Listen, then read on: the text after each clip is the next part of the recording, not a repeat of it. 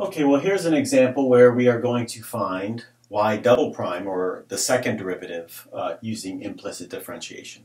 Okay, so, well, to get to the second derivative, of course we have to find the first derivative. So to find the first derivative using implicit differentiation, starting from the left, we differentiate the x to the fourth term. That is a 4x cubed. Okay, then we move on to the next term. Differentiate the y to the fourth, it's 4y cubed. Of course, we have to multiply by y prime. And the derivative of the constant on the right is 0. Okay? And so here I can solve for y prime rather easily. So I can divide by 4 and cancel those 4s. And if I subtract x cubed from both sides, and then divide by y cubed, you can see pretty clearly that y prime equals minus x cubed divided by y cubed. Okay?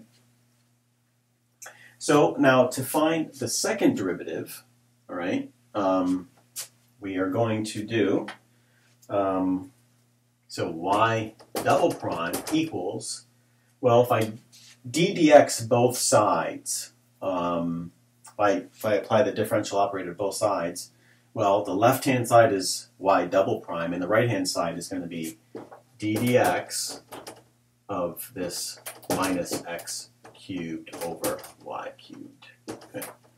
And so this equals, well, the minus sign I can just kind of leave here. I'm going to move the minus sign out of the way.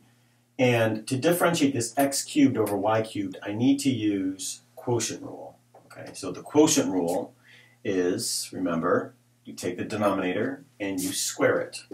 So y cubed squared is y to the 6th power. We just multiply those exponents. And in the numerator, we have now the derivative of the numerator, 3x squared, times the denominator, that's y cubed, okay?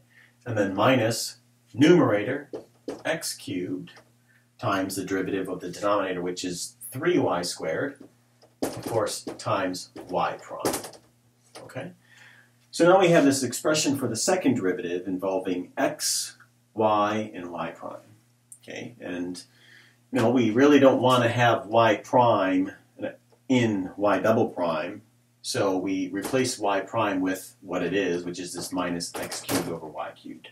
So now, if we do that, we have minus, and the numerator becomes 3x squared y cubed minus, well, the minus, there's a minus sign here, so this minus will become a plus.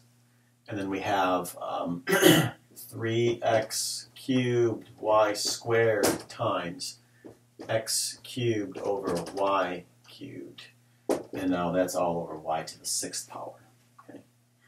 And so I can do some simplifying here. Okay? And so what I'm going to do is, notice that this y squared over y cubed will leave a 1 over y in this term here.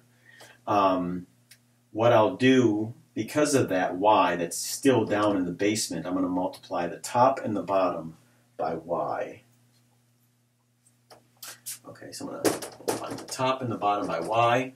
Okay, and so that's going to give us this following expression, which if I multiply the top and the bottom by y, this term also gets multiplied by y, so that's going to be a 3x squared y to the 4th. All right. And this term also gets multiplied by the y, which is why I'm doing that, so that I can get rid of this y that still sticks around in the denominator, and that leaves simply 3x to the 6th. And then the denominator is y to the 7th. Okay. So now, why are we doing this? Well, check this out. We can actually factor out 3x squared in the numerator. So we have minus 3x squared. Okay. If I factor out from that term, I'm left with y to the 4th. And if I factor out a 3x squared from that term, I get a plus x to the 4th. Okay.